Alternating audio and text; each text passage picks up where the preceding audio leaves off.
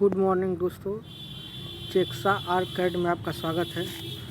मैं आप लोग को बताऊंगा जो फर्स्ट ईयर के स्टूडेंट है सिविल के या आर्किटेक्चर के, उनकी बेसिक जो जानकारी होती है मैं आप लोग को बताऊंगा, जो कि प्रैक्टिकली ही देखा या समझा जा सकता है, वैसे नहीं समझा जा सकता है।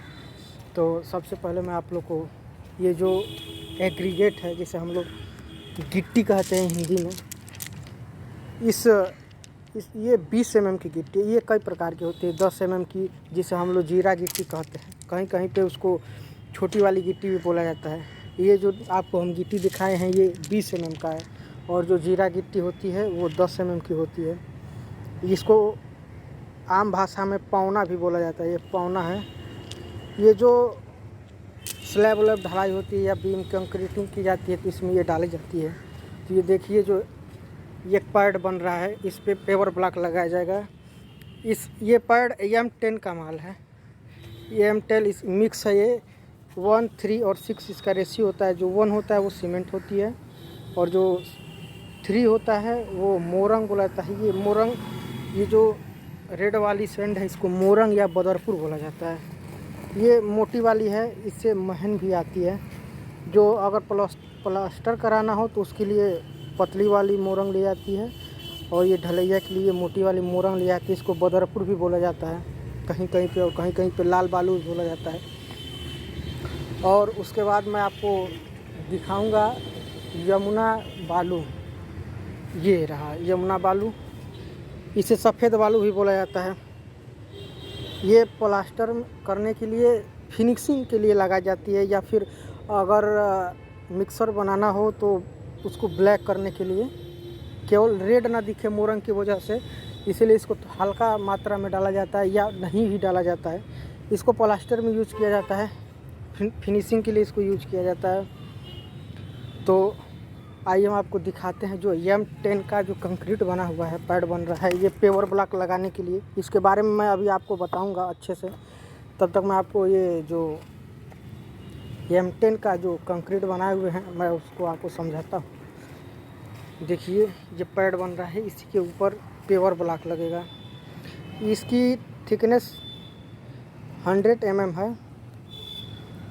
तो ये 1:3 रेशियो में बना है। 1 सीमेंट है, और जो 3 है वो आपका मोरंग हो गया, और 6 एग्रीगेट हो गया। ये जो अभी आपको दिखाए हैं पौना, जिसे 20 mm की एग्रीगेट होती है। तो अभी आपको दिखाए हैं पौना, जिसे 20 mm की एग्रीगेट होती है, वही इसमें डाली गई है। ये पैड बन जाएगा। इसके ऊपर 30 mm ये जो यमुना वाली सैंड थी, सफ़ेद वाली बालू, उस पर रख के और फिर इसी प्रकार से पेवर ब्लॉक लगाया जाएगा। उसके बाद में आपको ये देखिए, इसको बोलते हैं जियाई लिंक,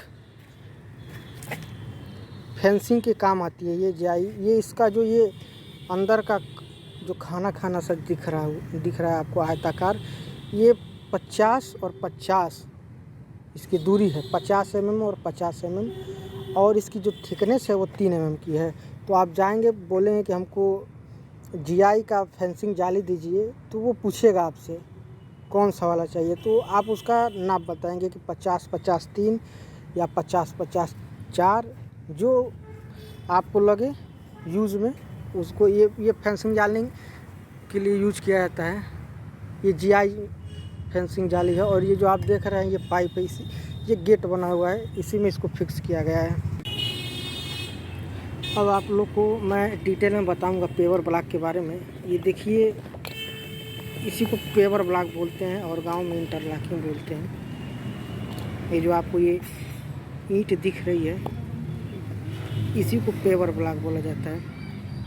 जो इसका ये थिकनेस होता है वो 80 mm होता है। मैं आप लोग को चेक करके दिखाता हूँ। 80 mm होगा, ये देखिए 80 mm है।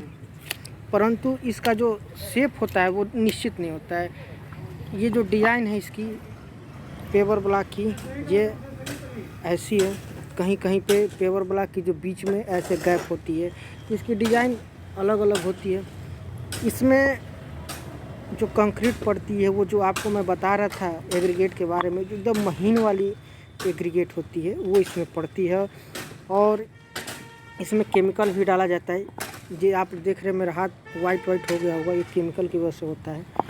और इसको लगाने का तरीका ये है कि अगर किसी भी,